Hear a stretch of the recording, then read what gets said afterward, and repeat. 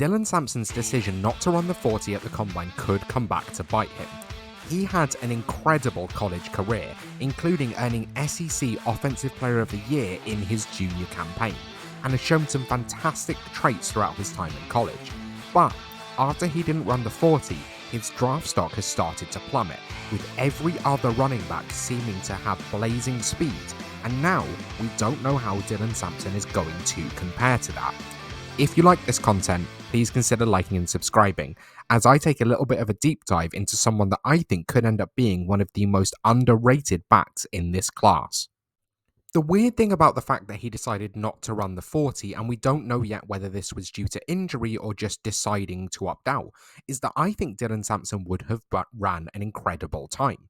He shows such incredible burst and acceleration throughout his time in college, looking like one of the more explosive backs in the class, and that is saying something considering the level of athlete that we have in this running back class, as well as quite how deep it appears to be.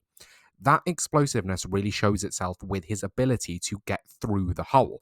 He has a great ability to get up to top speed incredibly quickly, which you'll see on his highlight reels with the way he is just able to truly burst through a hole and hit into the second level.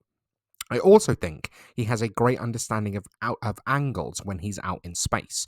He shows an ability to bend his hips and show fluidity to be able to create extra yards after, well, not after contact, but just to create extra yardage on his plays. He just has an innate ability to avoid defenders just by understanding the way that pursuit angles work. I also think he shows great vision and patience behind the line of scrimmage. This is someone that you can see scanning for the correct hole and waiting for blocks to set up, which is in contrast to some of the other rookies that I've profiled in this class who just seem to pick a hole and go for it with speed, not waiting to see whether or not it's actually a hole that is forming, or they'll just bounce it outside. Sampson is willing to follow a lead blocker, which is going to make offensive coordinators in the NFL very happy because you're actually running the play in the way that they've designed it. But combined with that explosiveness, it means that when he does choose the right lane to go through, he can absolutely hit that at top speed. I also think for a relatively smaller back, he has a great nose for the end zone and can work really well in short yardage situations, mostly because of that ability to get skinny, use his agility, and hit a hole with that burst, meaning that he's just going to be the first one into the end zone. However, despite the fact that he did serve as a true bell cow in college, he is undersized at just 5'8", 200 pounds. This is someone who is going to struggle in the league to see a full workload, just because I don't think his body is built for the amount of contact he will end up taking. The other clear weakness in his game is that we have just not seen him work in the receiving game as much as you would like, especially for a running back with this much speed. You'd think this is someone that could be able to work as a third down back, being able to see less contact and working in the passing game. And we have seen him in flashes, but more often than not, when you do find reps of him receiving, he struggles to extend outside his frame and truly bring in passes. So it's just a case of we don't really know yet if this is someone who can be a receiving back in the NFL. I also think, and yes, he does exhibit patience and vision, there are times when he is too quick to bounce around outside. Now, this is quite a common thing at the college level because you just feel you're a better athlete than anyone else on the field. And more often than not in college for Sampson, he probably was. But I still think I'd like to see him consistently stay inside between the tackles with his runs, because that vision and patience that I saw is one of his greatest qualities. There also are significant ball security concerns from Sampson.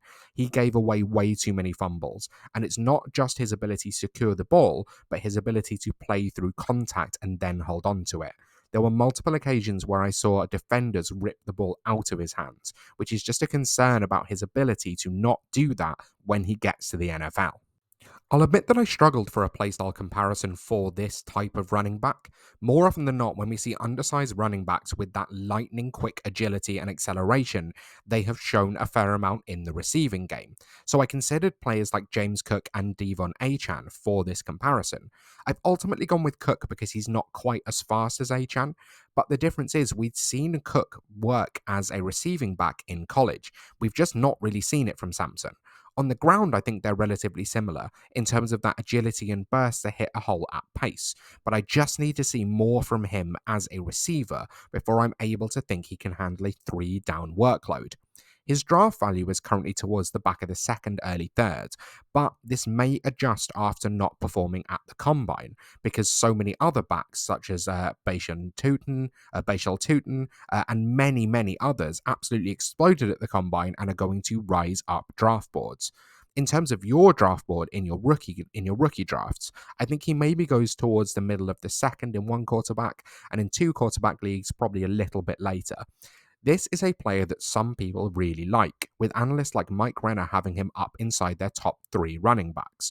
But without the evidence of being able to see him work in the receiving game, I just can't rank him that high in a class like this. There's definitely still upside, and just because we've not seen him work in the receiving game doesn't mean that he can't. But I have way too much evidence of other running backs in this class being able to do so he's going to end up outside my top 5 for sure. Let me know down below in the comments if you have Sampson ranked as a top 5 back in this class. I know there's people out there that do, and I want to talk with you about what you're seeing that I must just be missing.